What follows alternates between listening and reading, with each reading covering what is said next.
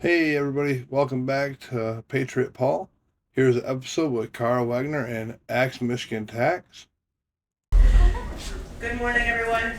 My name is Teresa Emschwiller. I am one of the leaders for Newaygo County Grassroots. We're an organization that formed because, hey, 2020, right? So we do meetings once a month at the Fremont Library. For those of you who are new, I see some new faces out there, but we hold meetings. We try to, our focus right now is bringing our Senate candidates. So we've had 3 Senate candidates at our meetings to let our people get to know these people that are running for Senate to replace Stabenow. We do any number of things. We're doing this right now. We've hosted movies. So our website is newaygograssroots.com. And we welcome you to go check out our website. We've got an events page, so we put anything that's applicable to the Republican Party. We put it up on that website. So that's us in a nutshell. It's not a very good introduction, but I just wanted to welcome you guys all. Thank you for crawling out of your beds like I did this morning and coming in here to listen. And thank you, Jimmy, wherever he is. There he is. Thank you, Jimmy, for opening up. And I want to thank Karla for driving all the way up here because she's in Kent County.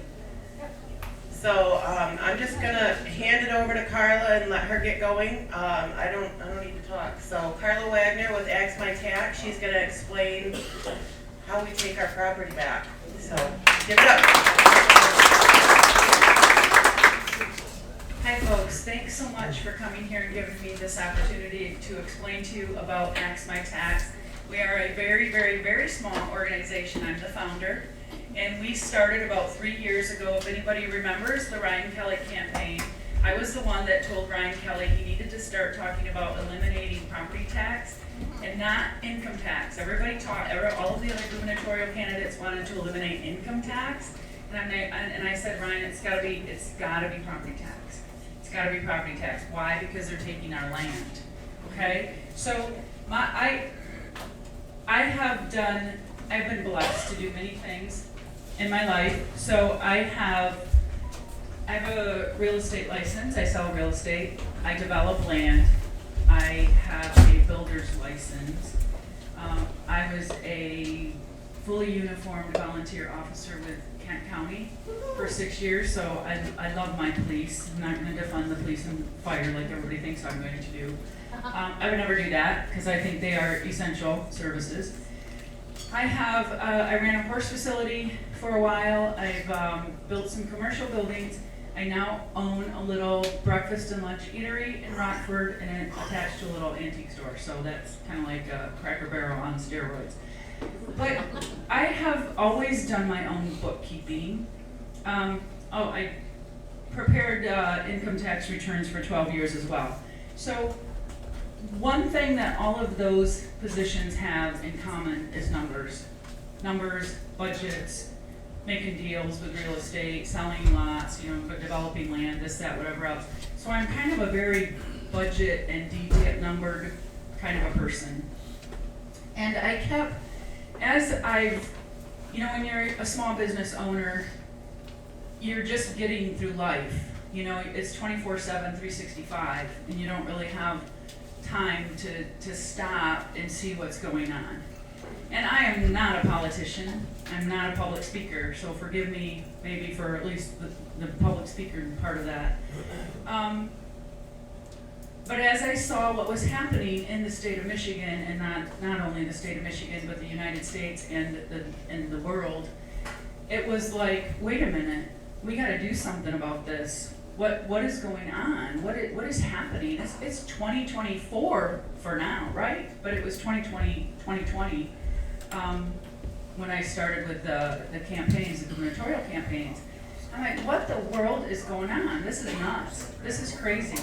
What I really started noticing was the fact that it seemed like property taxes have just been exploding. Property taxes are exploding. Property values right? I'm a real estate agent, so guess what? I've had people that want to pay $30,000 and $40,000 over list price to get a house, and I'm like, I can't advise you to do that. I will do what you tell me to do, because I'm your real estate agent, but I cannot advise you to do that, because real soon, you're gonna be upside down in a heartbeat, and the bank's gonna call your note in, and you're gonna be homeless. So all of these things started happening, and I was noticing, like, I don't think I've sold a house to anyone under 35 in over 5 years. What the heck? What's going on there, right? You guys don't even, those people don't even dream of owning a home anymore. And it's not, and I saw in 2008 and 2009, we lost a lot of our building trade, right? That was kind of like that semi-little recession, depression, whatever they wanted to call it, 2008, 2009. We lost so many people out of the building industry, and now they're all kind of wondering where all of our inventory went. I'm like, you don't make that up in a day. I tell you that. You know, I started developing a piece of property in Georgetown Township in 2012, and I was the first developer that our bank had lent money to develop, and that took 4 years, from 2008 entering into that recession until 2012. And I'll tell you what, I had to give them my firstborn to secure that loan. And I'm like, come on, please. I worked at the bank. I worked at the bank at that time, and I really had to convince them, you need to let me do this, right? It'll be fine. There's no inventory. So we know that now, right? We're hearing everywhere about affordable housing. Okay? All right, so that's something else I'm going to go back and talk about. We're here today to talk about property taxes, why we should eliminate them, and how it can be done. And I think people are very, very skeptical when I start talking about, I want to eliminate property tax, because they're like, oh, number one, they think, well, that'll never happen, because as most of us are Republicans or conservatives, we don't have the majority in the House, right? So people go, well, we don't have the majority in the House, that'll never happen. This does not need to go through the House. This does not need to go past the governor. This is totally in the hands of we the people. We're the ones paying the taxes, right? But if we get enough signatures to get on the ballot, and if we get enough people to go and vote, we can totally eliminate property tax. It's that easy. It's that easy, folks. And if we don't do it, we have no one to blame but ourselves. We need 600,000 signatures in 180 days. Can we get that? Who can help us get that, right? Because everywhere I've gone, I think I've visited over 65 counties so far. There's 83 counties in Michigan. I've visited over 65 of them, some of them multiple times. I think I've done close to 140 presentations like this. Sometimes I talk to a group of 5 people. Sometimes I talk to a group of 50 people or 100 people. It doesn't matter. I'll go anywhere because this is so important. This is so important for us as individual people and homeowners, farmers, landlords, business owners. But more importantly, it's important for our state because we are losing our state. Our state is being taken over, right? We're giving up too much of our land. We have about 180,000 privately owned properties in Michigan every year enter into a tax lien seizure process. 180,000, folks. 180,000 in Michigan alone, privately owned. These are properties that don't owe mortgages anymore, right? It's not a mortgage lien. That's when you owe the bank. These are tax liens. This is something that someone has bought and paid for and they own, supposedly, and yet they owe the government. And if you don't pay your property tax bill, they're going to come and seize your home, your farm, or your business. Okay? That is the nitty-gritty of this. That property tax bill that you get twice a year, that is their legal right to come and take your property away when you don't pay that bill. That is what we have to stop. The proposal, we would love to have just said, we want to stop the government from being able to seize our property. That was my whole purpose. I just want to stop them, don't take my property. But when we talk about that, we know that our property taxes pay for services, right? So the other thing that I get from people is like, well, you can't get rid of property tax, Karla, the sky's gonna fall down, right? If you get rid of property tax, what's gonna happen? You're gonna close the schools, you're gonna close the libraries, the zoos, the museums. They're all worried about that, but they're not worried about their neighbor right next door that's gonna lose his house. Right? We need to think bigger picture here, folks. We need to really think about the big picture of what is happening to the state of Michigan, what is happening to ourselves. I'm gonna talk a little bit about myself and my life and what's going on. I have parents that are 84 and 85, they're basically homebound. They don't go anywhere. They live in Ottawa County. They have to pay for services like the library. They don't go to the library. They used to have to pay for the hockey rink. They weren't playing hockey. They were not hockey players. There's multiple other services on their property tax bill that they don't use. Okay, now we all know we need the police and fire and we need the county road commission because we need the police and fire to get to us in the wintertime, right? Those are essential services to me. There's a lot of other services that are on our property tax bills that are not essential. My parents don't have kids in school anymore, but yet they're paying a lot of school millages, right? So we have to really start looking at our property tax bill. How many of you look at your property tax bill? How many of you have your property tax bills paid through your mortgages? Okay, so let's think about, again, I'm gonna go back to my parents, 84, 85 years old. They're living in the same place that they've lived for about 40 years. Their taxes are relatively low, right, because they've been there so long, and you guys know that there's a cap. There's a cap on, that's what the Headley and the Prop A kind of put a cap on our property, so your property values can only go up a maximum of 5% every year. Governor Whitmer wants to take that cap off. Okay, she wants to take that cap off and let our property tax values go up with inflation. That's gonna kill us all. If you're watching what's happening in other states property taxes are going up anywhere from 15 to 45%. We can't afford that. People cannot afford that. Okay, so going back to my parents, which of the millages on their property tax bill is going to tip them over the edge so that they will not be able to afford that property tax bill anymore, right? Because why do people lose their homes due to tax liens? Because they don't pay the property tax bill. Now, do you think those people are just saying, I don't want to pay that bill? No, they're like the majority of us. You get that bill in the mail and you pay it. You're just brainwashed to pay it because if you don't pay it, you lose your home, right? So it's not that people don't want to pay their property taxes. A lot of them just can't afford it anymore.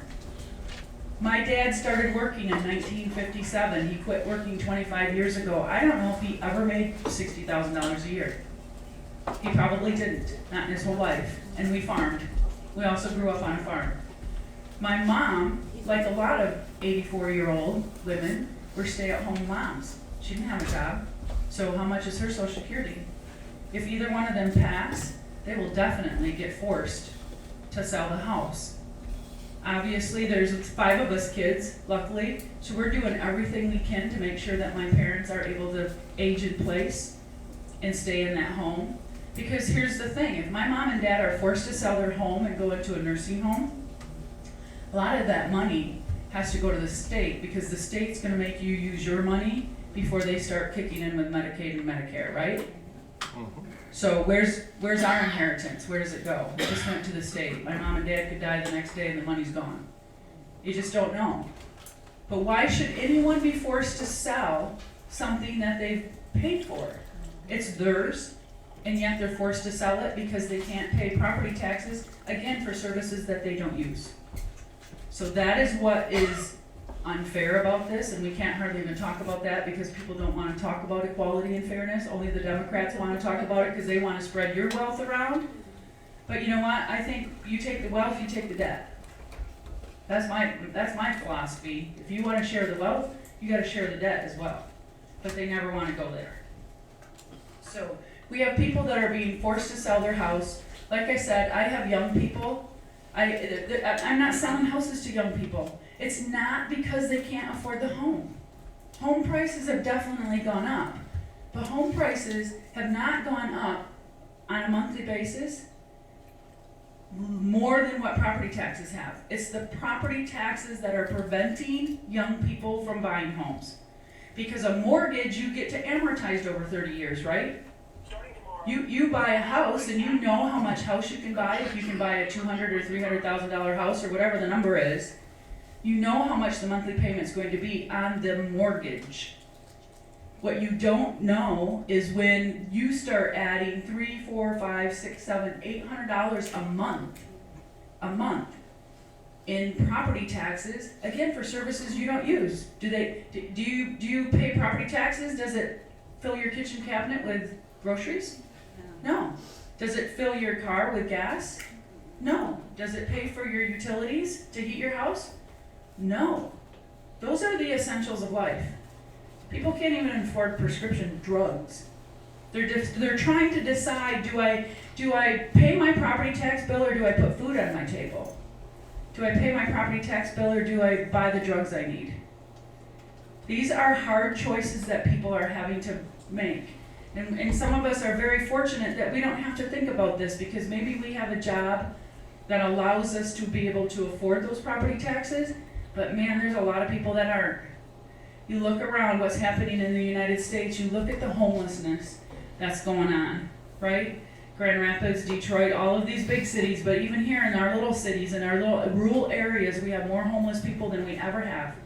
And we are creating more every day with high property taxes. I had a sheriff visit. I was up in Mackinac County and I had the sheriff from Mackinac County come to my presentation. He said, I've heard about it, I wanted to learn more. And I said, well, tell me if I'm wrong, because when I was with the sheriff's department, we went on a lot of different calls, right? We went on domestics. We went on drug calls. We had people, drinking and driving or, DUI issues with the domestic violence and that kind of stuff. Suicide. Okay, we did it all. You see it all. And it's very sad, but you know what? The common denominator is finances. Domestic violence, he doesn't make enough, she spends too much, right? And they get in a fight, they start drinking, they get in a fight because it's all about money. How do I pay the rent? How do I pay this? How do I buy that? This, that, or whatever else. Crime, because you'll have a dad that you will say he's the most normal, sane person in the world, and then he goes and robs a convenience store or a bank because he's trying to put food on the table for his kids. There's a lot of bad actors out there. I know that there's some people that commit crime just for the heck of it, right? Because they can. There's a lot of people that are forced to commit a crime because they're trying to just live life, and they can't do it. And then they have addictions, so they're drug problems. They start being dependent on drugs, alcohol, those kind of things, right? We see suicide. Suicide amongst farmers is huge. Why? Because they're the ones that are going to lose the family farm. After it's been in their family for many years, they're the ones that are going to lose it because they can't afford it. They had 2 bad crop years, wipes them out, property tax bill comes. And they're afraid they're the ones that are going to lose the family farm. So we see all of this, and I asked that sheriff, I said, tell me if I'm wrong. How much less crime would we have if people didn't have to worry about being homeless? I mean, we wouldn't have as many homeless people for our law enforcement to have to take care of, right? Or kick out of the doorways or kick off the vents out in the street because they're trying to stay warm. We're creating homeless people every day, and it's mostly due to property taxes because they are forced out of a home for a bill that has services on it that they don't use. And this is what we have to stop. Number one, the other thing that I want to talk about is how much of you have heard about the WEF, World Economic Forum.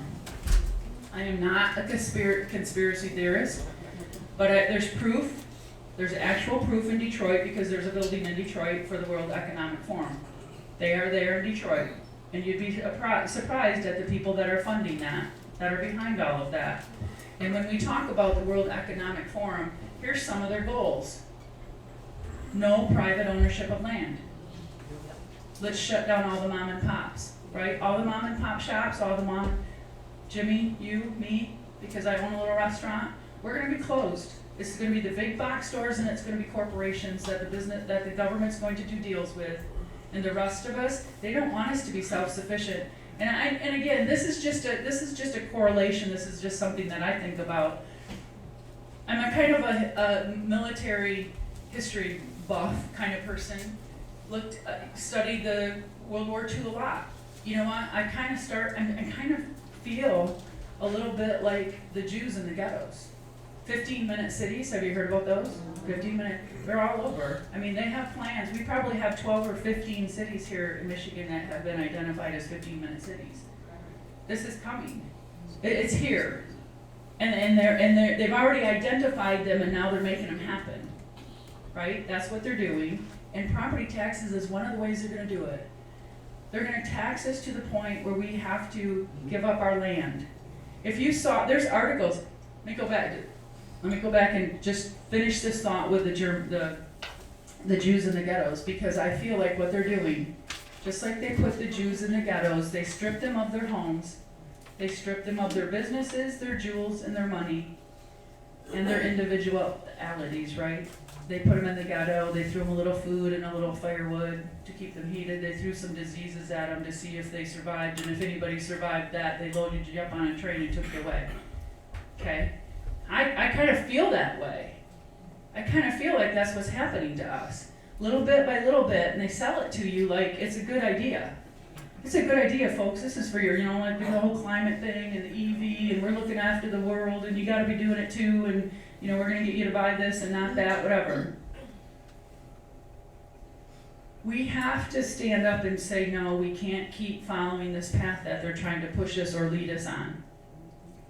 If we don't maintain private ownership of land, we have nothing. You will have no rights.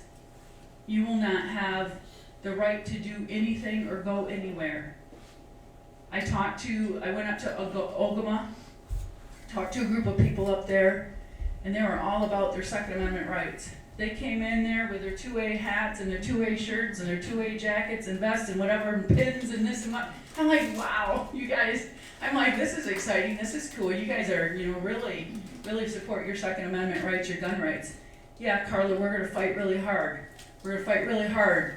And I said, well, you better fight 100 times harder to maintain private ownership of land. Because as soon as you become a tenant of the government, you will have no guns. They won't even have to get rid of your Second Amendment. They'll just take your home and then say, oh, you need a place to live? We got one for you. But you're not allowed to have a gun or a knife there. Park those at the door. We'll take those for you. We'll hang on to them for you. Right? So, if we don't have land, are you going to be able to grow a garden to feed yourself? Nope. Are you going to be able to have a chicken to raise some, to have some eggs? No. Cow for milk? No. Goat for soap? No. What are you going to do? Part of what they're talking about with the whole World Economic Forum, Agenda 2030, all this crap, they don't even want you to be able to buy clothes. That's one of the things on their list. You better start hanging on to whatever you got. It's crazy, people, and you can stand here, and I can stand here and I can talk to you about this, and people don't want to believe it. I don't want to believe it either. Because I would really love to just go about my everyday life thinking that everything's going to be fine and perfect and rosy, and I just got to worry about my business and my kids and my grandkids. And then I started thinking, I better start worrying about my business, because who else is going to? Not my politicians, I'll tell you that. And I better start worrying about my kids, and I better start worrying about the future of my grandkids. So that's why I'm here trying to fight this fight. It's not going to be about us. It's going to be, what do we leave for the people after us, right? So property taxes, let's talk about that. Think about your property tax bill. I'm sorry I don't have my slideshow here, because I just did an event in North Oakland, and I believe my projector got put in the car of the guy that was there with me, so I do not have the slideshow. But what I do have, and I can pass these out, you guys can I have several copies of a couple of my property tax bills, and just kind of pass some of these out. We can talk about this a little bit. I'll give them wherever. So you can kind of pass them out and look at them. Yep, these are all my property tax bills, these are at my house, these are at my, vacant piece of property and my building, but just kind of look at them, because this is, so I'm in Cannon Township, Kent County. So here's the questions I get when people say to me, Karla, you can't get rid of property tax. How will we fund the schools? Okay, who's worried about the schools? No. Oh my God, okay, I can just skip that part now. I'm sorry. No one cares about the public schools. Some people do, but I think it's just a knee-jerk reaction. Because they are told, hey, if you don't vote for a school millage, you don't love your kids, you don't love my kids, you don't love your neighbor's kids, and you don't love your grandkids. You better vote for that school millage. Shame on you if you don't, right? They try to shame us into everything.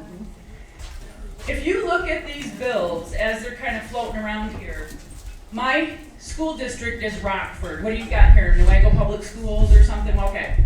Whoever, look at my bill and think that it's your bill, right? So when you look at this, if you have public school millages on your property tax bill, none of that money goes towards education.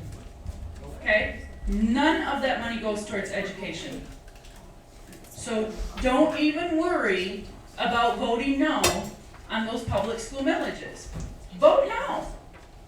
What this is the schools not living within their budgets. Okay? And asking for things so they can pay a DEI officer or whatever else. It's also for football fields, jumbotrons, artificial turf, and playground equipment. The brilliant people in Rockford, here's what we did. We just had a millage renewal. We voted in $2.5 million a year for 20 years for playground equipment at 8 public schools. Think about that. $2.5 million a year for 20 years for playground equipment at 8 public schools. Does that seem unreasonable to anybody? I tried to tell them I'd do it, as a builder, I'll do it for $2 million. I'll save y'all $500,000 a year. It's nuts. And then that's Rockford Public Schools Parks and Recs. That's under the Parks and Recs millage, okay? We also have a building and site millage. Okay, so why doesn't playground equipment fit under the building and site millage? Well, because the building and site millage is just another excuse to get some more money from us. It's probably maintenance. Do you guys know that most townships and counties don't pay for the schools, right? It's federal dollars that build the schools. Your millages equip the schools, okay? You pay for computers and desks and pencils and whatever else kind of junk they have in the schools, right? Not the school building. You do pay the maintenance of the school building. But it's our federal dollars that pay for the school's actual building. Okay, so we have operating and expense. Sometimes you'll see, if my house bill is floating around there, you'll see that I'm exempt from the Rockford Public School operating expense because it's my homestead. But man, do they like to sock my commercial building. It's a lot. Yes, sir. Yeah, we have a place up north by Crystal Lake up there, and it was in the family for over 100 years. And now my wife's sister living there, and well, I couldn't believe the tax bill, $8,500 for a house there. And she complained about it. She said, well, "Who's your neighbors?" And it's Dr. So-and-so and that. She said, "That don't matter."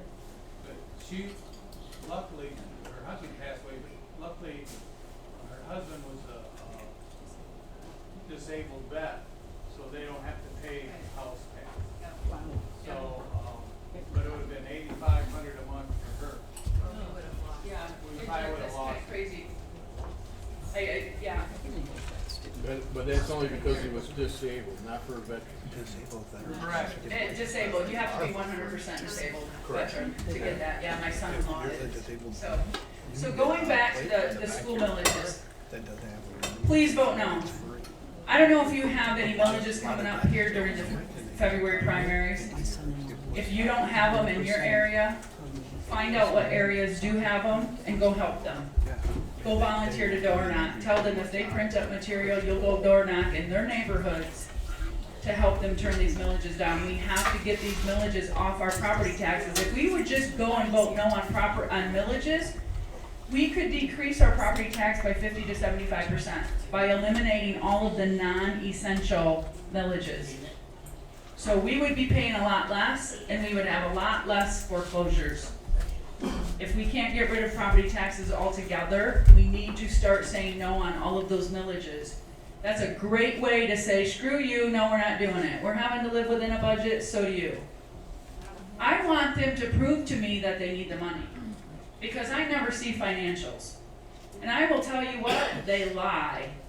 They flat out lie. And as a business, anybody, how many business owners do I have in here? A few? You know that as a homeowner, you vote. Do you get a vote as a commercial owner? No. Right? So you can't even cross out the person sitting next to you. You can't even cross out their vote. So our commercial buildings, we're sitting ducks. Because everybody, I had in Rockford, the newer superintendent or supervisor, whatever you want to call him, in 2020, he said there was a millage up for renewal, and he sent out a postcard. And on the front and back side of that postcard, which is about a half a sheet of paper, 7 times he said, hey, Mr. Homeowner, don't worry, it's not going to affect you. It's only going to affect those this was a non-homestead millage. This was a non-homestead. So it's only going to affect those nasty non-homestead people, right? Those commercial buildings and those people that dare own 2 homes and your landlord, whatever. It's not going to affect you, Mr. and Mrs. Homeowner. So go out and vote. Go out and vote to raise this millage, because we need this millage. And I'm like, I wrote an article and put it in the Squire. And I said, I call bullshit. Pardon my language. I call bullcrap. Because I'm like, it definitely affects you. You raise my taxes, the cost of your bacon and eggs just went up. You raise your oil change business taxes, your oil change just went up. Any commercial building out there, tire change place, whatever it might be, clothing store, whatever, you raise their property taxes, the cost of your goods just went up. And who's going to benefit? They're going to pay, and you're going to drive them right out of your neighborhood.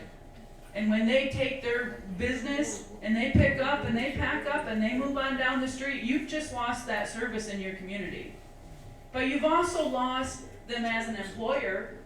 You've lost them as a taxpayer, right? Now where are you going to have to go to get the best pizza in town? I don't know. Now where are you going to go to get your tires changed? I don't know. But you just tax them out of existence, or you tax them to the point where they've picked up and they move down the road. Okay? So you got to be careful about these millages. Just because it might not impact you directly, it's going to impact you indirectly in many, many, many ways. Okay? So the next one on there I'm going to talk about is the library. Who likes their library? A few. Who uses the library? How many of you pay for the library? Oh my gosh, there you go. You struck gold there. Okay, Kent District Library. Because I live in Kent County, I have to pay the Kent District Library taxes. Okay, millage. This was very disturbing to me, and I hope I'm opening your eyes on this. Because Kent County, if they own any brick and mortar libraries, it's very few. Mostly they're owned by the township or the city in which those libraries are located in, okay? Now, I can't say all, I'm saying most. I'm in Cannon Township. Cannon Township, we have 14,400 people, and that's from just being born to 1 foot in the grave, okay? That's total population, 14,400. Last year, Cannon Township, where I live, and I'm a property taxpayer, we paid $1,048,000 to use the library in the city of Rockford. It's not, it's in the city of Rockford, okay? Algoma Township paid $713,500, Cortland Township paid $485,000, and the city of Rockford paid $425,000. So if you add those up real quick, not with the new math that they're teaching, but old math, it's about $2.7 million a year for 3 townships in one city to use the same library. Now I'm telling you, these libraries are just a pass-through. You could go to Lakeland Library Services and you could get the services from Lakeland directly. There's other library services out there. Why are we going through Kent District Library? Why are we paying so much money and there's nobody going to the library? You can do most of it on your phone. That's what a lot of people do. I've been past our library a couple of times. I see no cars there other than probably the people that work there. How many of you have been into a library where there's been more than 10 people? And I'm not talking like a meeting. Not like during a meeting, but that you just went to check out a book and maybe make a copy or something like that, right? Okay, so where's all the people that are supposed to be using these libraries because they say that these libraries are so necessary and needed, right? But who's using them? I don't know. Drag queens reading pornographic books to our kids. You know what? They want my money, but they don't want my opinion.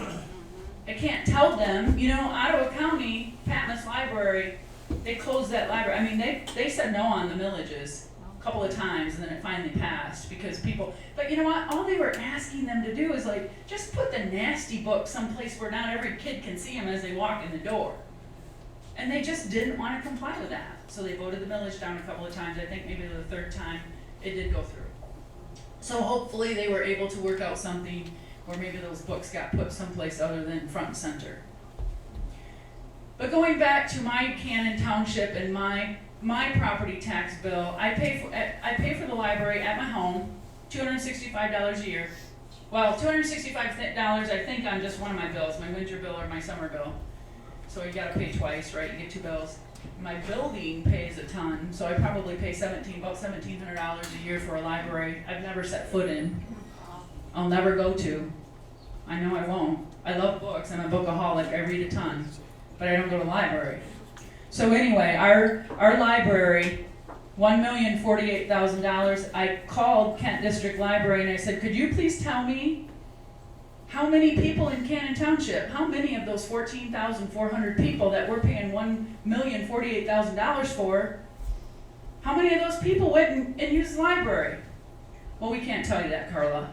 Really? With all the technology today, you can't tell me that. Interesting. But they could tell me that there was 2,200 swipes.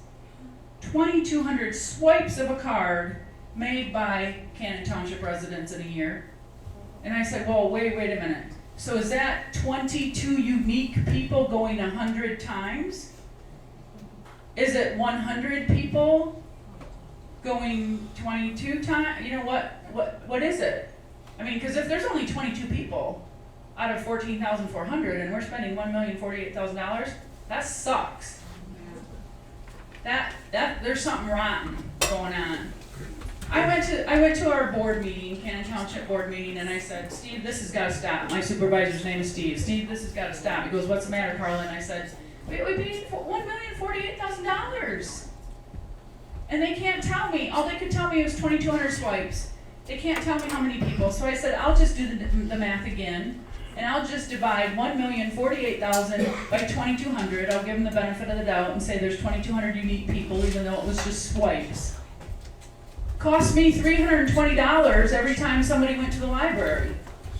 It cost the property taxpayers of Cannon Township $320 for 2,200 swipes for the library.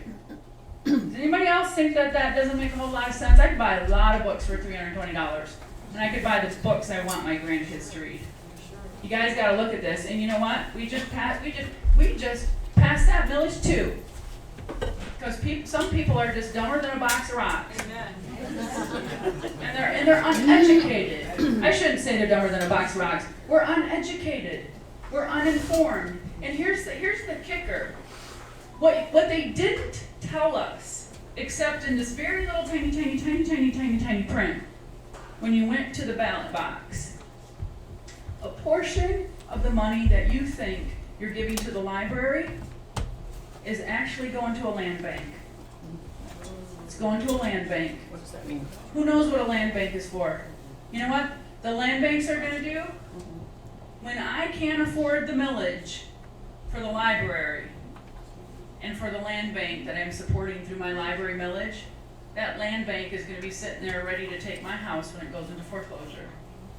So now not am I only supporting the library I don't use, but I'm supporting the very entity that's gonna end up with my house when we can't pay that library millage, right? So you need to read the fine print. You need to read the fine print on this stuff. Kent County has a veterans millage and a seniors millage on their property tax bill. I'm a senior, my parents are seniors, I love seniors, I love the military. So when I went there in 2020, I was prepared to vote yes on both of those millages. Until I got there, because this was something else that we really didn't hear anything about until you get to the ballot box. Our senior millage and our veterans millage, when I went there, I looked at it and I thought, what the heck? Why is it this big? It says, here's the senior millage, and here's the little 100-word summary, and then there was all of this other garbage underneath it, and I thought, what the heck is that? So I started reading the fine print. 31 downtown development authorities were attached to my veterans millage and my senior millage. Who knows what a DDA is? Downtown Development Authority. They're the people that say, hey, we want to put flower boxes on 7th Street and 9th Street. We want to change all the city signs because that one's outdated and we want to make this cute little fancy thing on our street signs. They put bike racks out on the street for people to use, right? And multiple other things DDAs do. But the fact that I'm being asked to support my seniors and my vets, and then there's 31 downtown development authorities that are grabbing that money from them, I'm like, oh hell no, I ain't doing that. Because they never go away. They never go away. They're supposed to get $8,000 to put flower pots out, and then that DDA never goes away. And they keep asking for more money. It's supposed to be very specific. You can raise this much money to do this much as a project, and then they're supposed to go away. They're supposed to close, and they never go away. See, this lady right here, she's verifying what I'm saying. They never go away. Again, pay attention, folks. Is this what you want your dollars to go for? When you start into that foreclosure process, don't you think you would have looked back at your property tax bill at one time and said, man, I wish I had voted no on that one? There are so many things on our property tax bills that we don't use, but we are forced to pay for at the risk. This is the only tax that anyone pays, where our very home is at risk. If you're a business owner, if you're a farmer, it's your very way of life. It's how you make an income, and it's at risk. Why? I've asked people, I said, people complain to me, they go, well, Karla, you're going to shut down the zoo and the museum and the libraries, and I'm like, show me the book in the library that's where someone lives in their home. Because I have not seen one. Zoos and museums, I haven't been to the John Ball Zoo since 3rd grade when they shoved us on a bus and hauled us there. I grew up on a farm. I love my farm animals. I don't need to go to a zoo. But you know what? If people want to go, pay admission.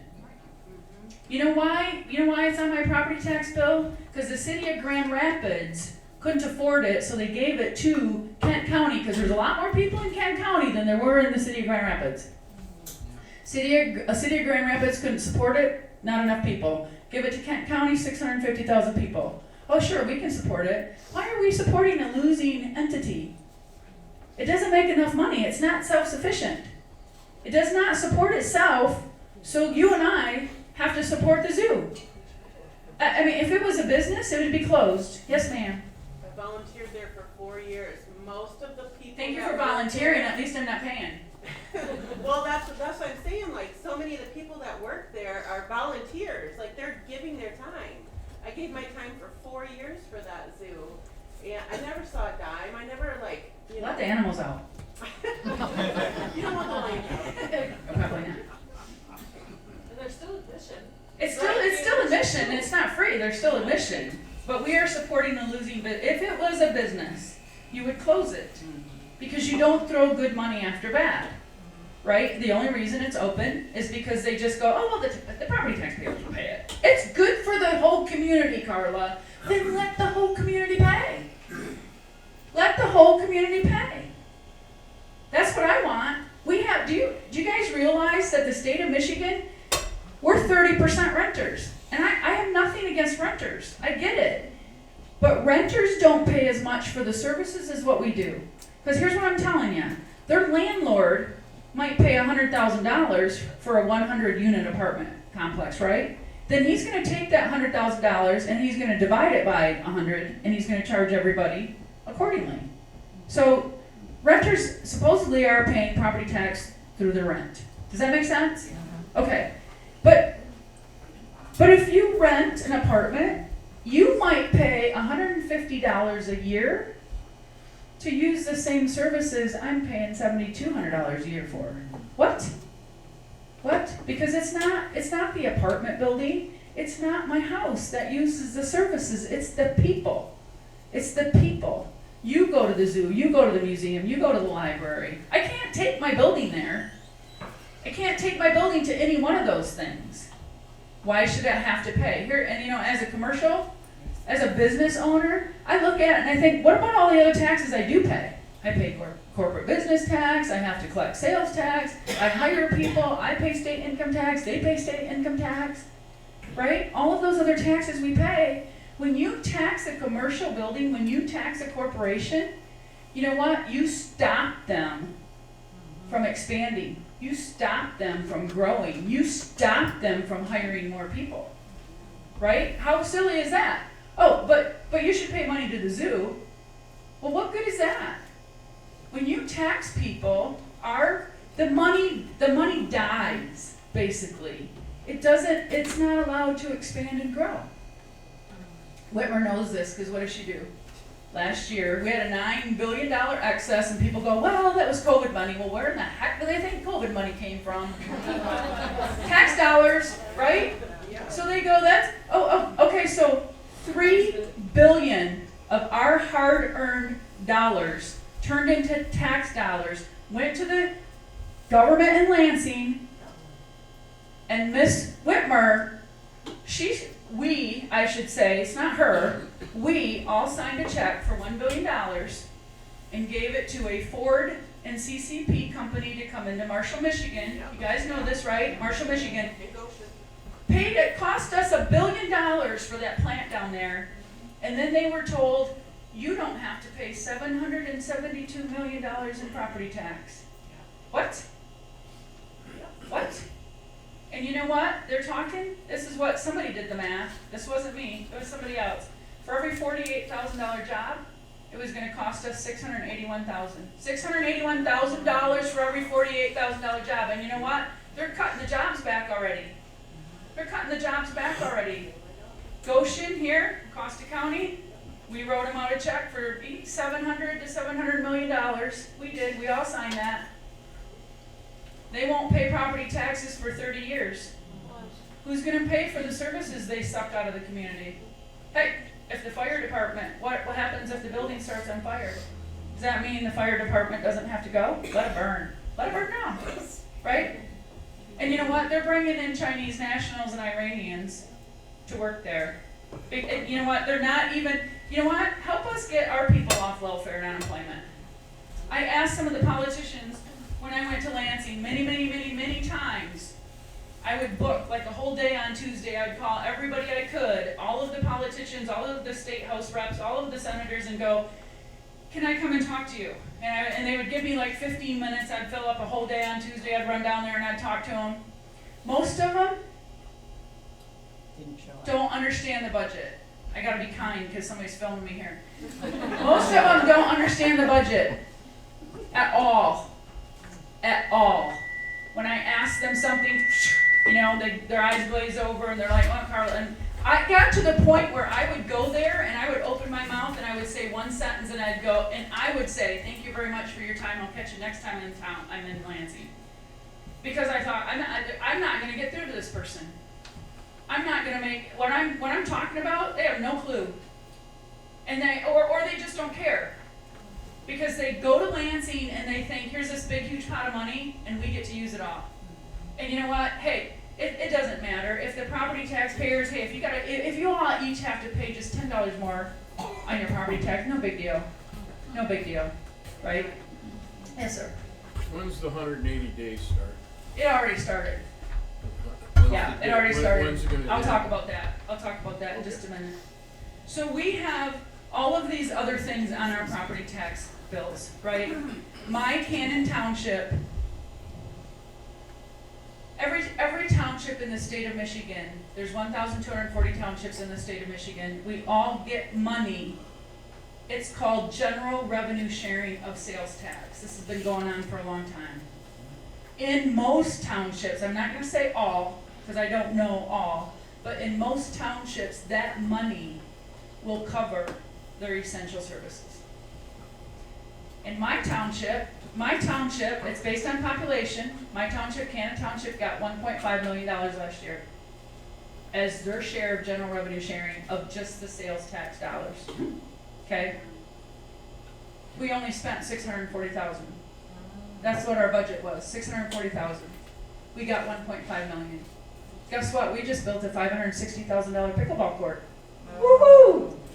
That's a good way for us to spend our tax money when we have people losing their homes. Don't you think?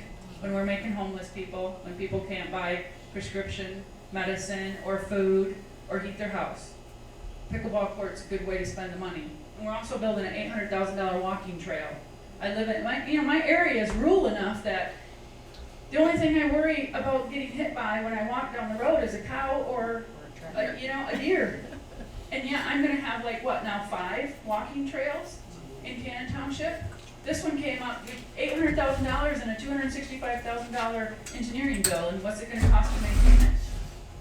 Right, that's where our money is going, folks. We need to think about this because they're taking our land to pay for things that they want, not need. It's what they want. There is, we did get our township supervisor, Steve. He removed the admin fee off our property tax bill. Start there, go to your township, we don't wanna pay that anymore. Cause that's like salt in your wounds, right? They're taking money from you to take money from you. Right. They're charging you an admin fee to take money from you, and I said, you know what? If you're collecting the money for all of those other entities, like the school, the library, the zoo, the museum, get it from them. Take it from them. Why are you taking it from me? So Steve took the admin fee off our property tax bill. You know how much it costs the city, the township of Cannon? $118,000 a year, and he could do it like that. He like that. Gone. Okay, we won't do that anymore. He looks like a hero. Good, Steve. That's a great start. He also said that he's going to reduce our operating expenses by 5%, the millage by 5%. I have another township supervisor that said that they could totally take the township's operating expenses off the property tax bill because they currently today get more money in general revenue sharing of the sales tax from the government than what they spend. There's several townships. If you elect good people that are mindful of your dollars, we can do this. They can do it. Our proposal is going to give them even more money. I have another thing I'm going to send out here real quick. Pass. I don't have very many of these, but I want to show you. This is the state's budget. This is November 2020, so these numbers are old. I haven't seen them update this.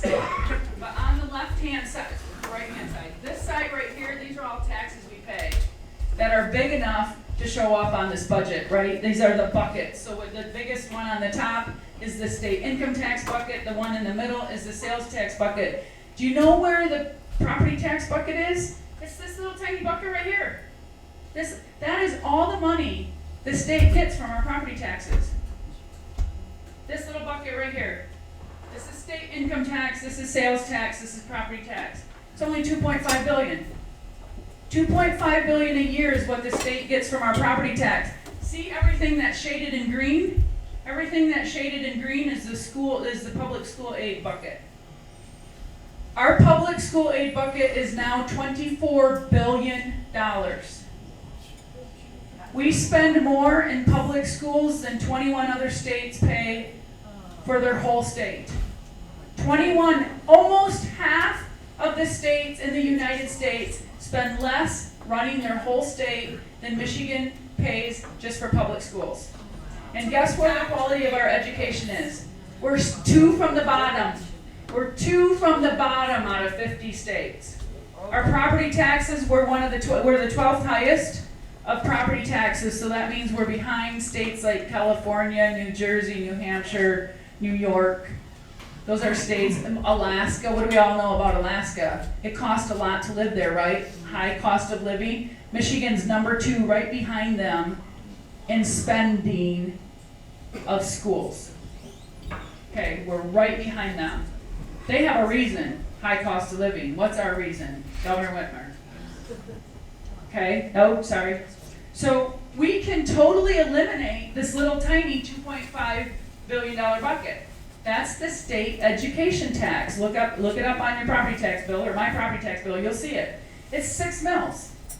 That's state education tax. When I talk about all of those other public school millages that don't educate our kids, those don't educate our kids. This is the one that does.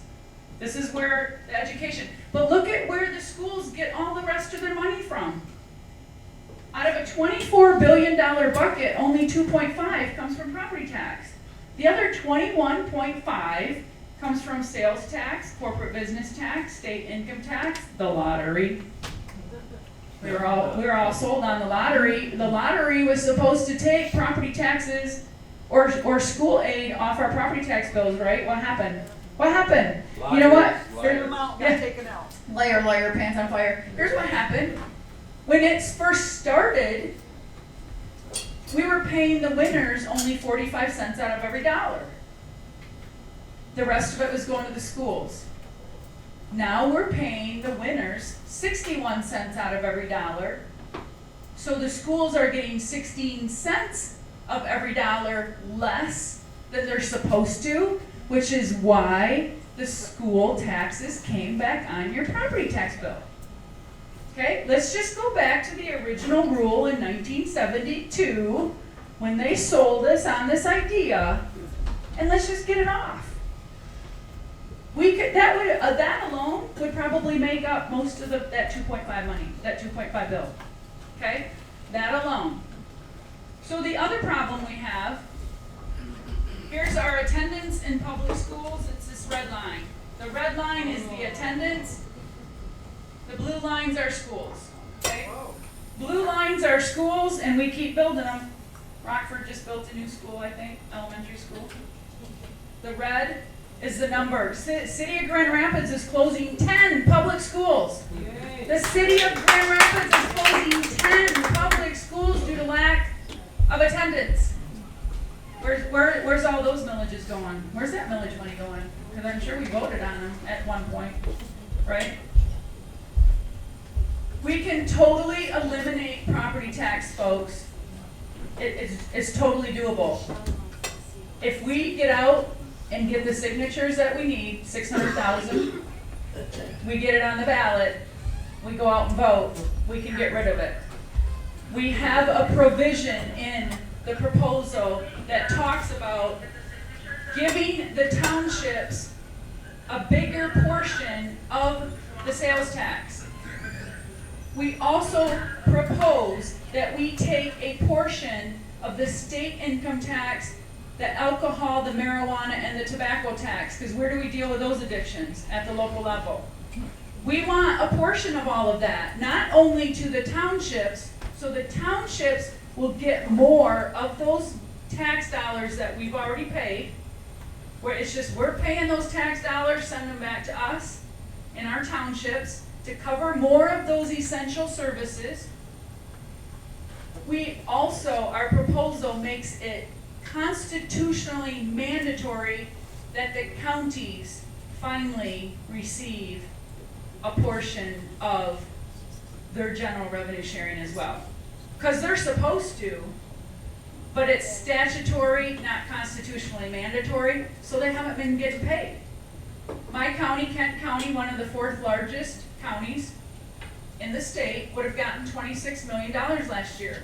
That's no small chunk of change.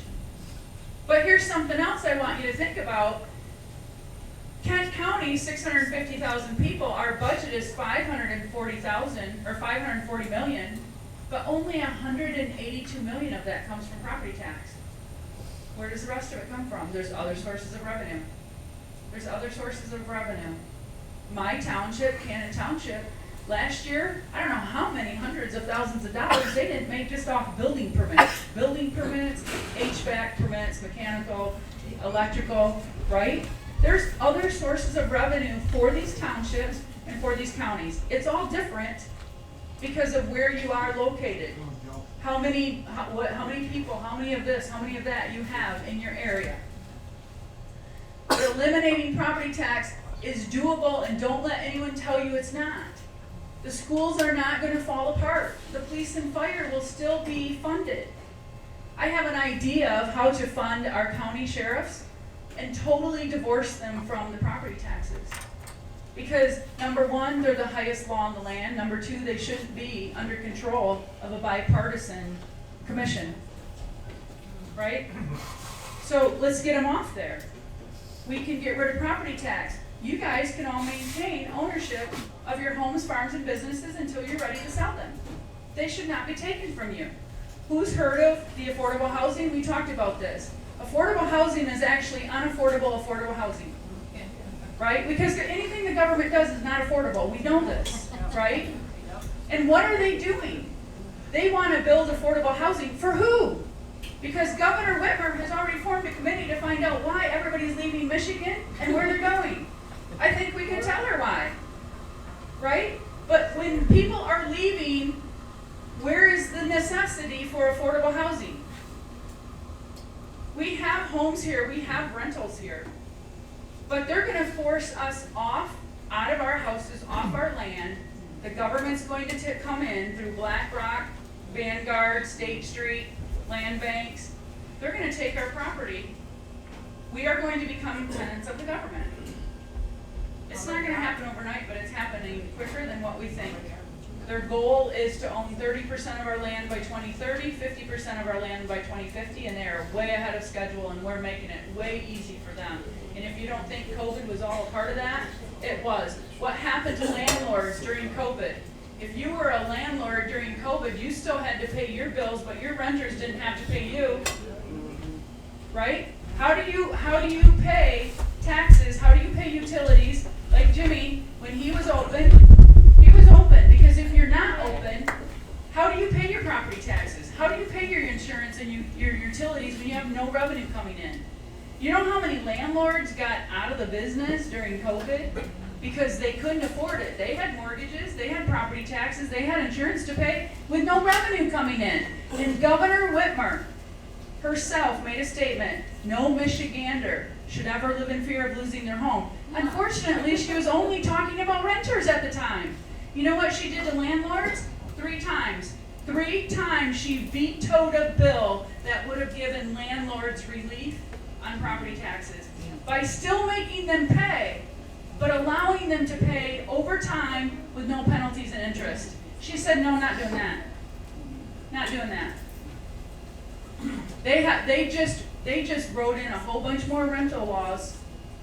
I wouldn't want to be a landlord today, because you're going to be screwed. You know what? Now you can't even check people's prison records. You can't even ask them where their income is coming from, because you know why? Because a lot of us are hardworking, patriot, grassroots people. We work hard for our money, and some of these people that are coming into the states, right? They're coming into Michigan.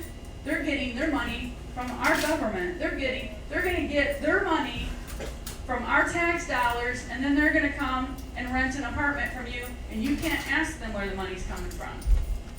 You can't ask them, is this a stipend? Is this like free money for you from the government? Because they're giving them $2,200 a week, $2,200 a month, sorry. And they're going to use that money to rent something from you. And when they have no skin in the game, how well are they going to take care of your property? We need 600,000 signatures. Our 180 days has already started because we have been going to the Board of Canvassers since September, trying to get their approval of our petition. They don't want to give it to us. Why? Because they do not want you to be able to vote to eliminate property tax. Can I make a question? Sure. I spent 4 years in Braintree. In the countries. microphone. If you read the Constitution, I don't read that. Yes, you do. If you read the We can't hear you. The founding fathers put the Second Amendment there and the First Amendment for a specific reason. No, by God, I've been in different countries, 25 plus countries, and you go there, and you don't want a frickin' thing. You wouldn't get whatever. In Netherlands, they're confiscating farmers' lands in Netherlands. The Germans are they're doing the same problem all over. Sri Lanka, I was there in '56, it was Ceylon. Now, by God, people, my dad told me in the early '50s, he said, Dad, he told me, he said, I'll bury my guns before they come and get them. And what was going on right now, these politicians, we the people, we pay our wages. I was in the Marine Corps. No military man has any income, he creates their own income. No federal, state, local official. It comes from us. My dad said years and years ago, we are the government. Now, damn it, people stand up and say, enough is enough. You don't want to do it, and there's the bag. I called Miller's office twice about this CR. What's going on the board down there? You ain't seen nothing. It could be a freaking bloodbath. In Obama's office, they cut a guy's head off and he was out playing golf. Well, bull crap. You stand up and say, no, by God, we're not doing it more. And we elected them. By God, we tell them what to do. Amen. Yep. Thank you. Thank you for your service. When the Michigan State Police took that loan or that increase from Holland on Friday morning, 5:50, I'll be 88 gold days. And my mind is sharp as a freaking tack. I'm gonna tell you something. When they picked that woman up at 5:50 in the morning, they took her away, and the judge put her in jail for 9 days and $15,000 fine. I said, this is Adolf Hitler's country. But God, I won't put up with this shit. I won't be intimidated by no freaking body. You just stand up and you die. Only two. And I'm gonna tell you something else. This education system goes way back to the 60s. Because when I was there, I had guys, young kids, drop out of school from all over the country. Make no difference where you was at, north, south, east, west. They couldn't write, read, or spell a word. Education system is back there, it's no better, it's probably worse right now. You guys from Fremont, you remember in 2006 when they wanted to redo the Fresno High School for $50 million? I said, they don't teach nobody nothing. I said, you can teach kids their pole building. I got books go back to 1887. I got 2.5 books. I got them. You can't find them. All right, let me ask you a question. When was the Great Wall of China started? Anybody know? 214 AD. I got a dictionary of wars, battles.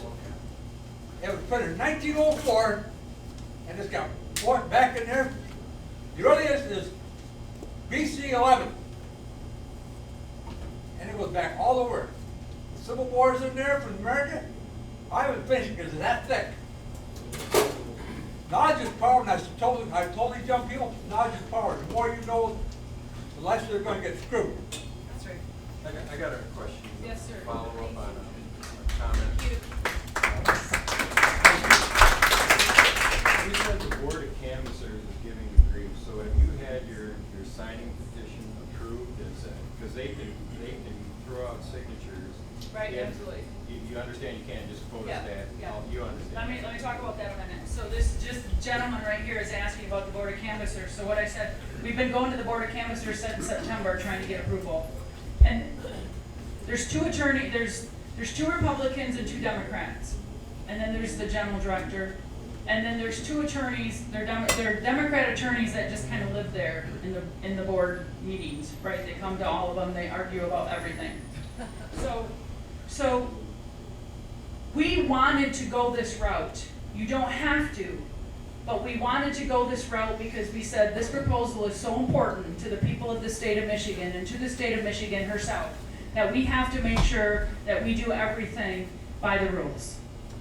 We went in September, we gave them, here's our 100-word summary, here's the petition. The director looks at that. He didn't like our 100-word summary, so he wrote his own. The board won't pass it. In October, we had to go back. The board wouldn't pass it. He wrote another one, the board wouldn't pass that one. In November, we went back again with a third summary that their director had written. The 2 Republicans approved it. The 1 Democrat that showed up said, no, I don't want to approve it until I see the whole body of the petition, which is not what she's supposed to see. We don't have to submit the whole body to the board, only to the director. So with 2 Republican approval, she wouldn't approve it. The other Democrat never showed up. In December, they canceled the meeting and said, well, yeah, we just didn't feel like doing a meeting, so you're not on the agenda. Which put us into January 19. They're already cutting into our 180 days. This is on purpose. We went there January, and from November, when the 2 Republicans on the board had approved our language, the director rewrote it again. There was another one to vote on in January. They weren't voting on it. We probably sat there for almost 5 hours arguing with these 2 Democrat attorneys that have nothing to do with our proposal, but they hold a lot of sway with the board. In fact, the Madam Chair was the one attorney's attorney at one time. I think that's a conflict of interest. In November, the day that we went to the board, it was a really kind of snowy, icky day. The Madam Chair walked into the meeting. I went there from Grand Rapids and I made it on time, and it was bad. The weather was bad, so I left early because I wanted to be there. The Madam Chair said, Mr. Brewer, who is the attorney that she was an attorney for, said Mr. Brewer called me from his cell phone, called me on my cell phone, in my car, on the way here, and he wants me to hold up your place in the agenda. Until he gets here, he's going to be late. And I'm like, excuse me? What? I'm paying an attorney to sit here. We're number 3 on the agenda. I want our thing to be heard as number 3 on the agenda so I can send my attorney home so I can stop paying him. But she put us way to the end of the meeting, waiting for Mr. Brewer to show up. Because she can't make a decision without, they sit there and she does this, and she's just looking at him. They have a house attorney. They have a house attorney that sits right up there with them. She's supposed to direct her questions to that person. She looks right at the 2 attorneys that are sitting there. So he has already promised us in January 19, they again didn't approve our language, and then they rewrote one right there that the board approved, and I said, but I don't approve it. It sucks. It's horrible. No one will sign this. No one will vote to eliminate property tax because you can't even understand what it meant. Plus, it was factually wrong. They had percentages in there that were not in our petition. So I'm like, well, I don't approve it. So they wanted us to come back in February. We can't do that. We can't lose any more days. We have to turn the signatures in by a certain date for them to review them and get it on the petition. So January 15 was the beginning of our 180 days. So we've already lost a week. Well, I said, you know what, this is what we're going to do. We're going to withdraw the petition because we're going to withdraw their approval of the bad 100-word summary. We're going to go back to the November one that the 2 Republicans approved of. The Democrat chair didn't say she wouldn't approve it. She just said she wanted to see it on the body of the petition. So it wasn't a yes or a no either way. And the 4th Democrat never showed, the 2nd Democrat or the 4th person never showed up. Well, to me, that's 50-50. She could have voted yes, she could have voted no. So but the attorneys, the 2 Democrat attorneys have already promised they're going to sue us. They're like, we're going to sue you. We're going to sue you. They've already said it. It's on tape, it's on the live stream, everything. They're like, we're already going to sue you. Because like I said, they don't want you all to have a chance to vote on this. So I said, we'll withdraw, and we immediately went to the printer, put the November summary back on the body of our petition.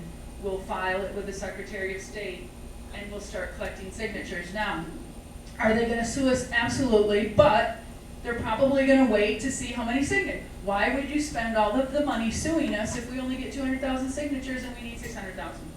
So they're gonna wait until the very end, but by then, I'm hoping we not only have 600,000 signatures, maybe we have 1 million. Maybe we have 2 million, who knows? But we're gonna garner a lot of support all across the state. I already have House reps that are supporting us. Representative Jim DeSena, he wants to be the political face of Axe My Tax. I have Steve Cara. I have Andrew Fink, Senator Jim Runstead. They will help us. They will support us with fundraising and signing events. Neil Frisky, he will. I mean, so we're starting to get these people to realize they could run on this. And if they are running and talking about saving people's money, taxes, homes, that's going to be a winning message for them, because we've already had it. We're sick of it. We're done, right? So in the meantime, what we're doing is working on getting some like Judicial Watch, some of those other larger companies to maybe look at doing something pro bono for us, because what they are doing is infringing on our freedom of speech, freedom to petition. Because they want to fight it in the Board of Canvassers meeting where it doesn't cost them any money. They can be there and they can argue against it all day long, and as long as they convince the Board of Canvassers not to approve our language, then they can just say, well, they're going to run out of time, and then they're going to give up and they're not going to do it. They don't know how stubborn I am. They're going to find out. I'll tell you what, Carl, I'm behind you 100%. Thank you, sir. And I agree with him. I'm gonna tell him one time, and And you know what? Here again, thank you. And we do have support from a lot of people. And what everywhere I go, and I have skepticism, but by the end of the conversation, by the end of the presentation, people are going, "What do we sign?" Because they're all they're worried about is the replacement revenue. And I said, you know what? The politicians have never failed at finding out a way to tax us. Yes. They will do that, but we have to stop them from taking our property. And this is the way they get it. And they're going to just keep taxing the crap out of us until we can't afford our property taxes anymore, and they'll take your property. That's the end of the story. It's that simple. So we need to say no more. We're not doing it anymore. And you got to go and fight these millages, keep them off your property taxes, and then tell everybody, this can be done. We've proven it. We have the numbers. We have the budget. The only person we're defunding is Gretchen. Because we're taking the money out of her general fund, general purpose bucket.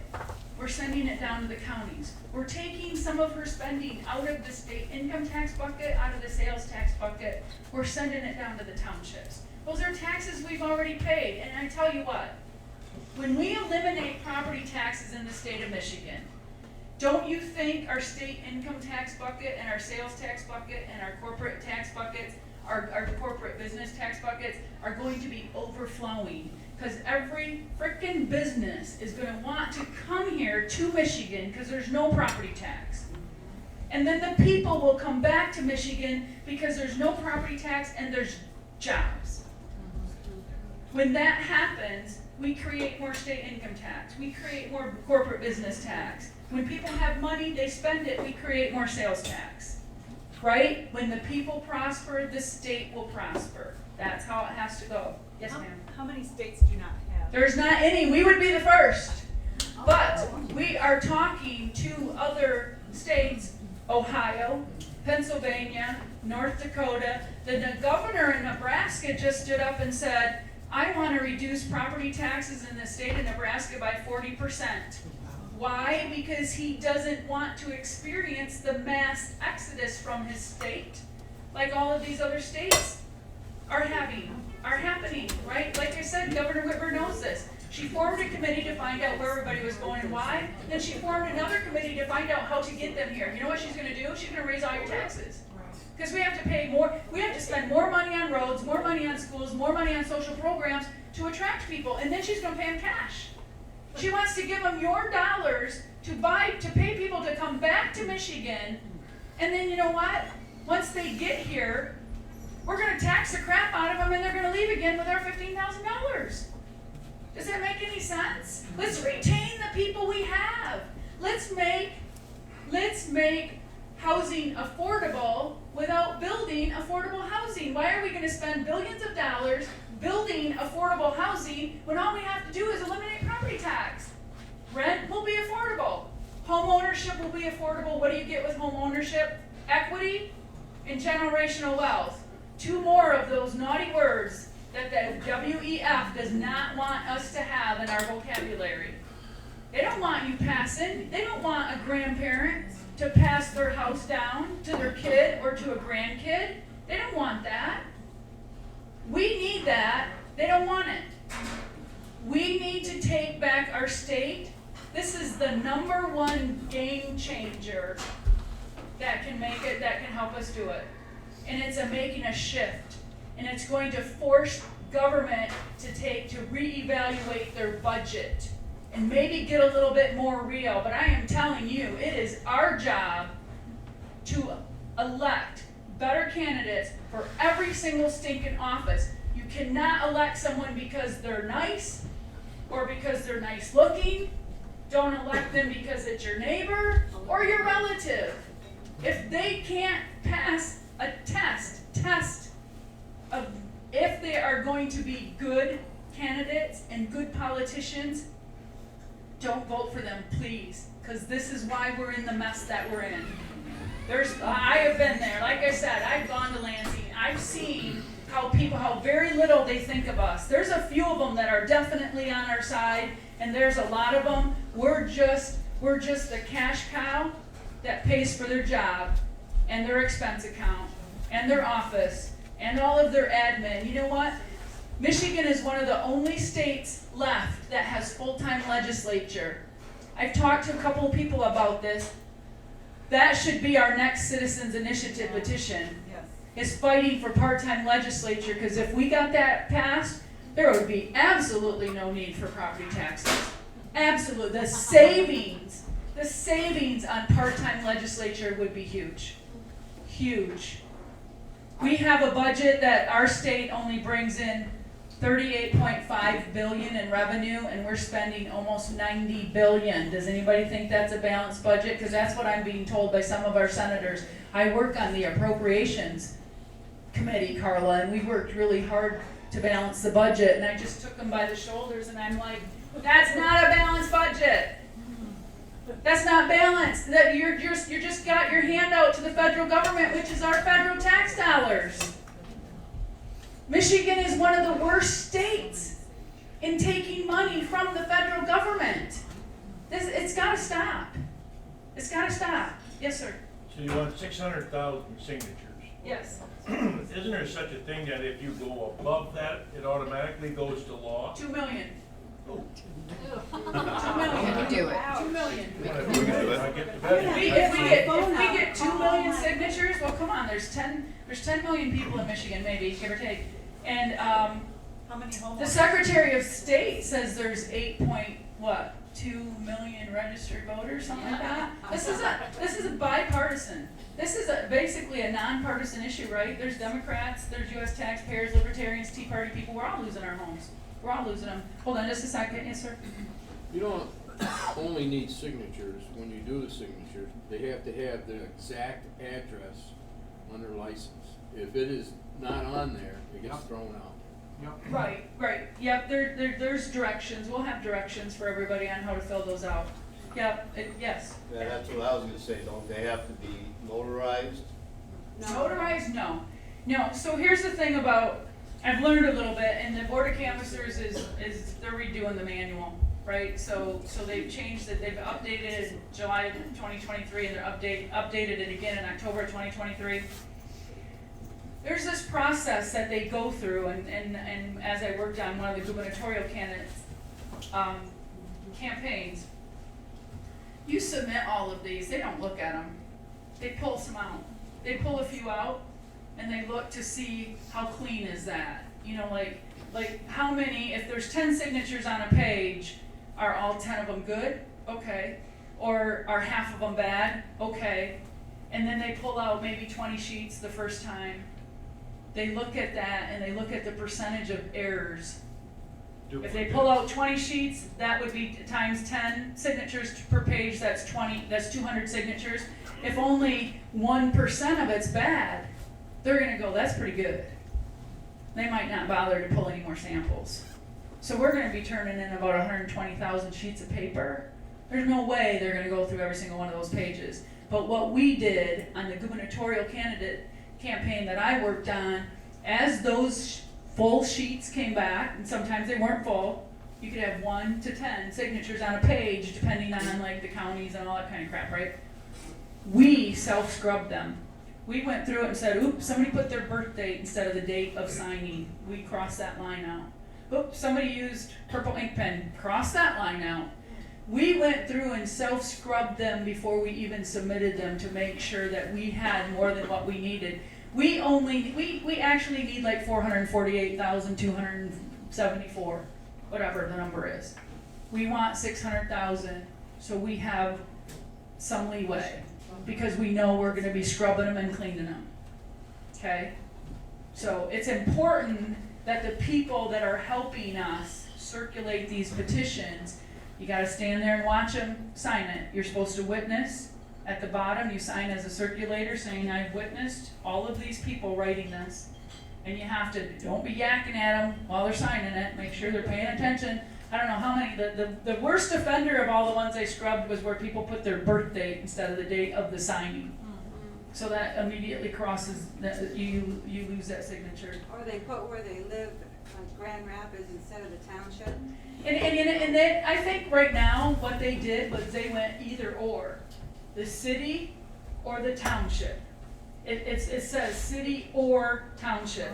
So I could put Georgetown Township, I could put Cannon Township, or I could put my mailing address, which is Rockford.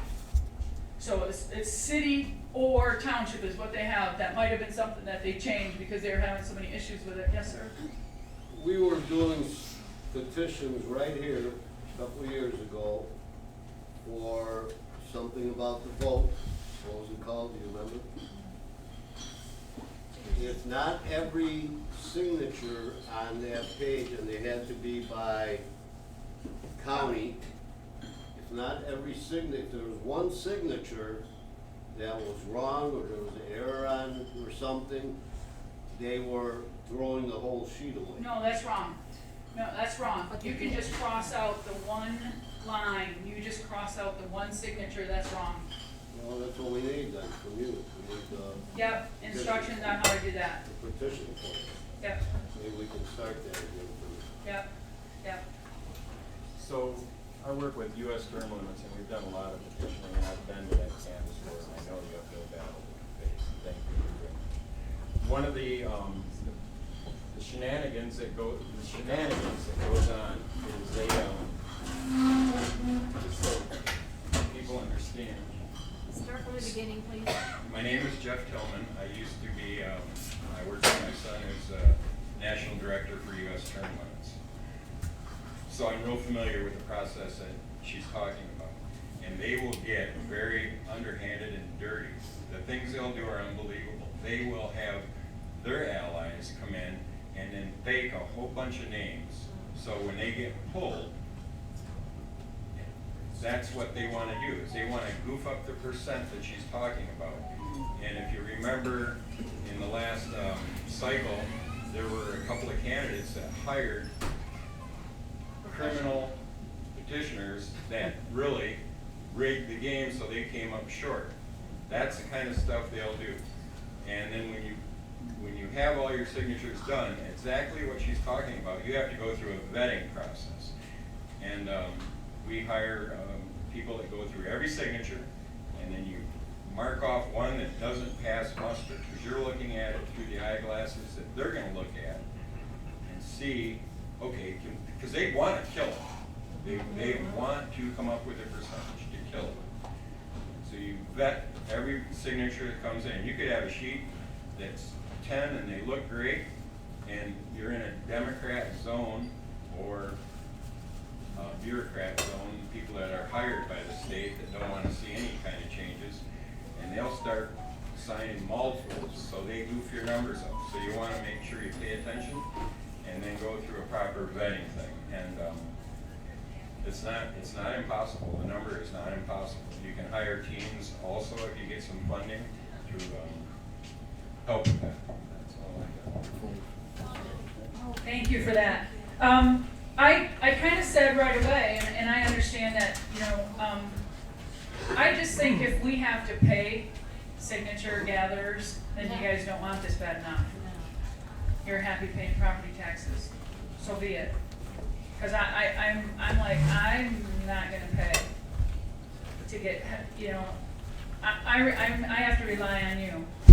I have to rely on every single one of you, and I need to know who you are.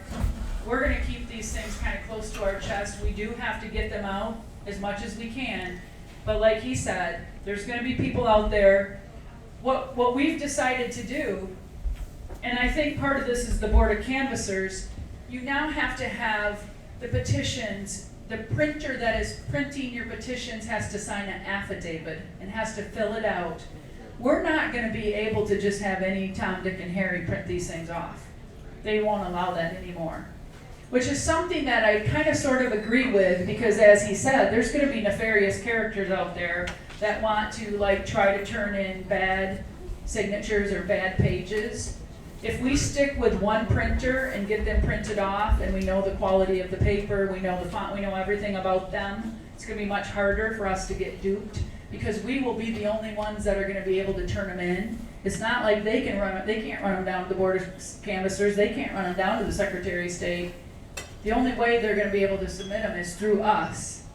And we're gonna be watching it pretty darn close, because like I said, I think, folks, to be honest with you, this is a make or break. If we don't get this passed in 2024, when it's during a presidential election, when you all know how bad things are already getting, the shit has hit the fan and it's being circulated many times. If we don't do it this year, we'll not have this opportunity again. Because as I said, Michigan is already a state, 30% of renters. Renters love to vote on millages because they don't think they affect them. They just don't. Young people are I was just at the Stand Up Michigan Leadership Conference last weekend or whatever it was.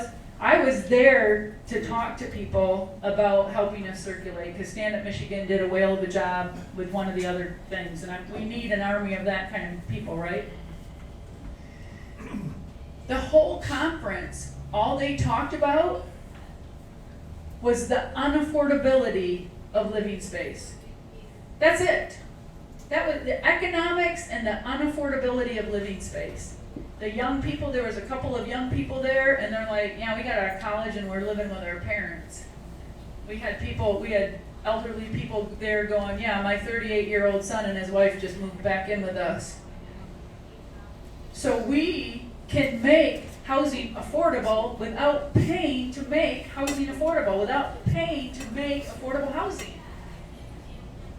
This is our future. This is our state.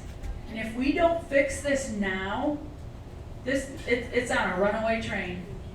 And I don't think we'll have this opportunity again. This is the perfect storm. This is the perfect storm, and we have to take advantage of it. And we have to say, no more, give them the middle finger, we're not doing it anymore, the cash cow is dried up, leave us alone, go home, go away. Leave us our land, because that is the most important thing. People should not be forced to sell something that they own. And sometimes when it goes through foreclosure, you know this, right? You might have a property that's worth $400,000. And if you owe $15,000 in back taxes, if the county or the state, the unit, whatever, the unit of government that is foreclosing on you, they might say, hey, we'll sell it for $100,000, we don't care. And you get a little bit. You get a little bit after a whole life's worth of savings and building and equity. You'll walk away with nothing or a little bit. That's it. Because they don't care. They don't care about you. I have a question about the petitions. Yes. So you don't have them today. I don't have them today. I know you're gonna get me some, but how can other people get copies? Sign up on that volunteer sheet, and if you want to help circulate petitions, I need your address on it too, so I can either get them to you, or I'll either mail them out, or I'm gonna send them to people in the area and say, you know, hey, Amber's gonna have, I just sent Amber 100 signatures, and Amber will contact you. I'll give Amber your name, she'll know how to contact you, or put it out there, whatever. So, yeah, we've got quite a list of county captains and everything going on here, so, yes, ma'am, right there. With regards to this, does the person have to have the ability to vote? Yes. Okay. Yes. The person that signs it has to be a registered voter, and the circulator, I think, has to be a registered voter as well. Did you say they need the address on here? 'Cause On that one, yes, because if I'm gonna mail them petitions, I Okay. need their address to mail them petitions. somewhere. Okay. For an idea, could a person use like a convenience store to get signatures? Because there's a lot of people that come in there. You can, but you have to witness every signature, so that means you have someone, and I wouldn't leave it up to the convenience store cashier. I mean, because this is critical. And number one, you gotta make sure they're a resident of Michigan. Number two, you better check to make sure they're registered to vote, right? Number three, somebody's supposed to be witnessing your signature. So it's, could you leave it at some businesses, like maybe a Farm Bureau or, you know, State Farm or something like that? You might be able to leave it there where they have a receptionist sitting right there, but they've gotta be able to ask those questions. Can I see your driver's license? Do you have your voter registration card on you? Is this your address? You know, we gotta be able to watch that. I think you go to township clerk, you gotta get a list of names of registered voters. I know my township clerk. There's 1,700 voters. We don't have one. Well, then you, yeah, and the thing is, and yeah, the thing is, it's very difficult to get very many signatures if you have to go door knocking for them. What you wanna do is come to a place like Jimmy's, look at how many, right, you come to a place like this, and if Jimmy would allow you to sit in the corner and say, hey, come here and sign, get rid of property taxes, you gotta go where people are gonna come to you. Right? You can't go. You know what? And I'm trying to get in front of the churches. I've tried many times to have a pastor. I don't want to preach from a pulpit. But I'm like, let's do a soup supper and I'll come and do this presentation, because why? The ministers don't want it. They're like, well, we don't get into politics. And I said, well, politics are happening to you every day. The politicians are making decisions that are affecting your way of life. My son, like I said, sends 5 kids to Christian school, and he still has to pay for public school. Right? And the public schools are the reason why he's sending his kids to Christian school. Right. And yet he has to support both. The same thing with the libraries. I think there's probably a lot of people that go to church that don't want to support their local libraries because of the garbage, because of the books that are in them. Yes, ma'am. Is the wording here, is that from your November? No. That just tells, this one was, that one was, but that's not the November one. Okay. So these are old rat cards already. The cards, the language that's on the back of those cards is not, because again, we print rat cards out thinking that, okay, this is the one they approved in November, and if we bring it back to them in December, she's gonna approve it, because we're gonna give her the whole petition, and then they didn't have us come to the meeting, and by the time we went back, we had printed rat cards, and then they changed the 100-word summary again. So these are just all games they're playing. Oh, Ben.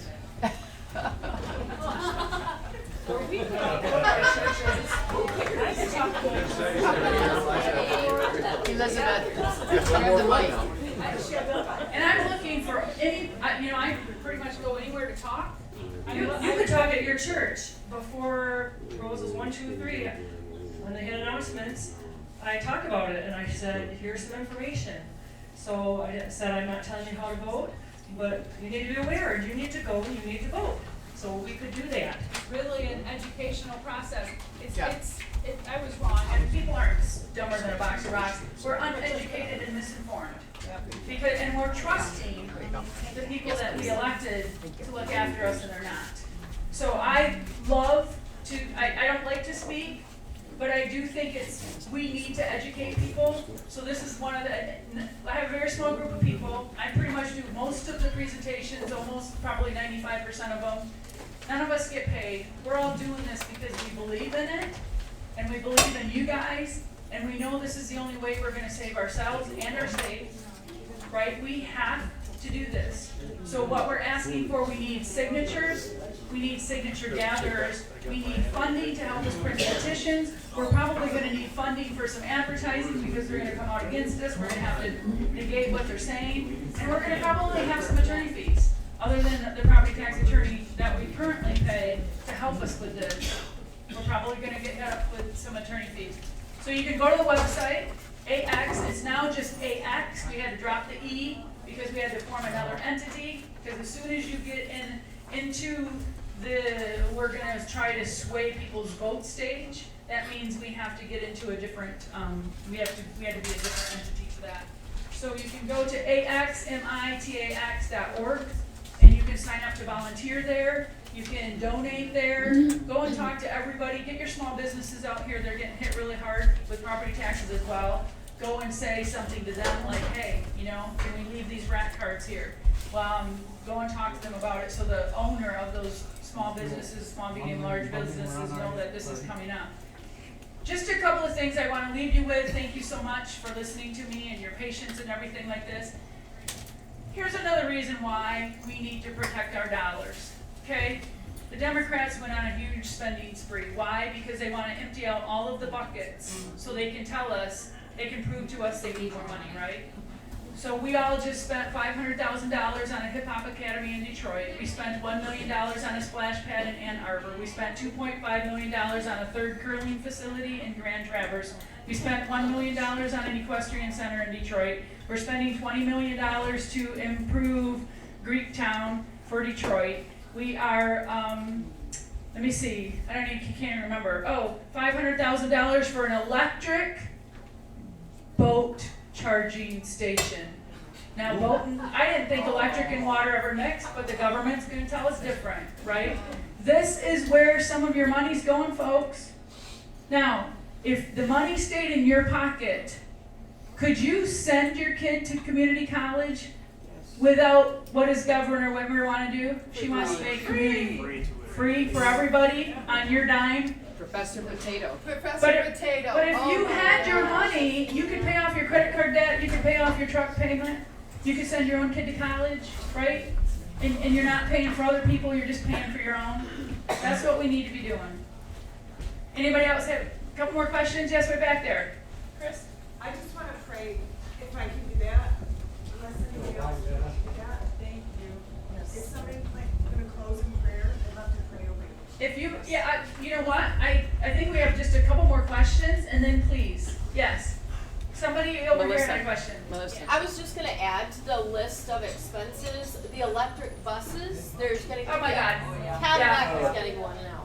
I didn't even go there. I mean, I tell you folks, that there is so much crap coming down. I mean, what did they just do? Here's another reason why we have to maintain private ownership of our land. They're just trying to pass a bill right now that the state is going to make the decision on where the solar farms and wind farms go. What? The state, they did pass it, thank you. And there's a petition that's gonna be out there called Citizens for Land Choice, and they're gonna try to fight that. But this is why we have to maintain private ownership of our land. Here's what's happening to farmers. I talked to a farmer down in Washtenaw. Over many, many years and a couple of generations of farmers, they've accumulated 3,000 acres of farmland, okay? But he said they pay more in 1 year in property taxes than what it costs them to accumulate those 3,000 acres. And here's what he said to me. He goes, Karla, who in the heck am I going to sell my land to? He goes, because nobody's going to be able to afford the property tax. Because he's been buying that land for so many years and it stayed in the family for so long, we know that as soon as he sells it, the cap comes off, right? What's the value of 3,000 acres? So guess who's talking to him? The state. Why? Because they want to put a solar farm. Well, who supports the solar farms? Where does that money come from? You, me, us, the taxpayers. We pay for the state solar farms, we pay for the wind turbine farms.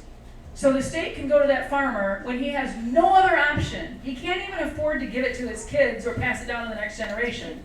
Because you can't make enough money in farming to pay those god-awful property taxes. Right? So their only option is to lease it or sell it to a solar farm or a wind turbine farm because that's backed by us, our dollars. And the government, we know, will spend any amount of our dollars to buy that, and then guess what? Do you think they're gonna collect property tax on that? Government doesn't pay property tax. Government doesn't pay property tax. So they're gonna force him to sell it because he can't afford the property tax. They're gonna buy it from him because he can't afford to sell it to anybody else. And then there's no more property tax paid on that land. This is the deception that we need to open our eyes wide to. Go ahead. I just sold some farmland, finally found a guy that buy it. I got a phone call from this place that wants to put windmills and solar panels on it. It's not too late, dude. I got rid of it. But they are seriously courting the farmers. They seriously are going there and hammering them. And look at, like, in Mecosta County for that Goshen plant, what was that? How many farm acres? Up in Onaway, Presqu'Île, it will have the largest solar farm on it. And the guy that called me up there, farmer, he's a beef cattle farmer, and he said, Karla, he goes, that is the most wonderfully productive agricultural land in the state. And it's now gonna grow solar panels. It's gotta be good if it can grow metal solar panels, right? Sir? You mentioned before about Marshall and Green Township, but here's the other thing they're wasting our tax dollars on, taking our tax dollars and buying our property and giving it to the Chinese. Right, yes, thank you. One more question and then Chris is gonna pray and then we gotta wrap it up because Jimmy's gotta do business. So on your website, can we find all of the things that you showed us today? Like your tax, the way the state's funds are used, that chart? No, but you know what? If you go to House Fiscal Agency budget poster 2022, you can find it. You can download it right on your phone. That's the fiscal agency. Take a picture of it. I took a picture of it today. Take a picture on your phone, then you have it. You can pull it up. You can look at everything. It's just a great way to show the cash flow. But the hard thing is, like, I've brought my property tax things here, but every township, property taxes are so different. I don't think you could find two houses if they're both equal $300,000 houses. You won't find two houses in the state of Michigan that pay the same property tax. It's so awful. How can we donate to your cause? Do we have to AskMyTax.org. Do we have to file campaign finance, or can we give you cash? Like, how do you? We're not allowed to take cash if it's over $20. We're not allowed to take cash because we do have to report this to campaign finance. So if you can write a check, or you can go online and donate online. That's the best way to do it. Chris, you're gonna give us a prayer real quick? I got a couple of housekeeping things, but I'll make it quick. Yep, because I need all of this kind of stuff back. Lord Jesus, there is no doubt that this is a spiritual battle. Lord, I thank you so much for Karla Wagner, for her stepping up, Lord, boldly and courageously. Lord, I pray that the people of Michigan will have their eyes opened, that they would get off their comfy couches, Lord, that the churches would rise up and see that they need to enter this battle. It is a spiritual battle. Lord, I pray that you would send out this army, Lord, that you would equip the people of Michigan to fight this battle. It is a battle of good versus evil, Lord, and we know that you win. Lord, I thank you for Karla. I thank you for the words that she has shared with her, Lord. I pray that you would multiply these loaves and fishes today, that we would go out and just share this, that we, the people, Lord, it is a biblical concept. It is from our founding fathers, we the people, Lord, raise up your army. We need you. We repent of our complacency. We repent of the brainwashing. Lord, we want to take back our land, that it is a gift from you. We thank you, Lord, for this time today. We thank you for Jimmy. We thank you for Teresa, for all those who stand, Lord, on our behalf. And I just ask that you would embolden us and give us courage, Lord, as we go forward to fight. Give us energy, give us finances, give Karla strength and health, and bless her. Give us all your favor, give her your favor, and Jimmy and all these standing on the front lines. I pray in Jesus' precious name, amen. Thank you, Karla. So really quick, I'm just gonna, couple housekeeping things. We need all the graphics back up here for Karla so she can use them for the other presentations that she's doing all over the state. She has these books here, the Axe My Tax books, and Jeff Tillman has generously donated money to buy all these books. So if you would like one of these books, I'm assuming that's what you would like, Jeff? If you would like one of these books, please come and grab one and give Jeff Tillman a big thank you. And she does have these little cards up here. Obviously, she said the language isn't exact anymore, but at least it's a talking point. So if you're talking to somebody about this petition, you can have some information. And then, just as you know, I've got to plug the Lego County Grassroots. So if you've never been to one of our meetings, this card right here has our mission statement on the back, so it kind of explains what we're about. We'd love to see you at our next meeting, which is February 12th, at the Fremont Library. We do pizza at 5:30, meeting starts at 6. We have these little cards right here that have our schedule on the back, and we will be doing our June meeting here. We will be doing our June meeting here at Jimmy's, so that'll be a fun one to attend. But we've been working on bringing our Senate candidates to our meeting, so we've already had Doc Sherry, we've had Mike Hoover. February 12th, we'll have Alexandria Taylor. And actually, we just got told that Diane Schindlebeck is hosting Sandy Pensler today at Shindy's over on Diamond Lake from 1 to 3. She'll have free pizza. But I would encourage you guys to stay and have some lunch with Jimmy, because he's graciously opened us up today. So thank you guys for coming. We appreciate you all.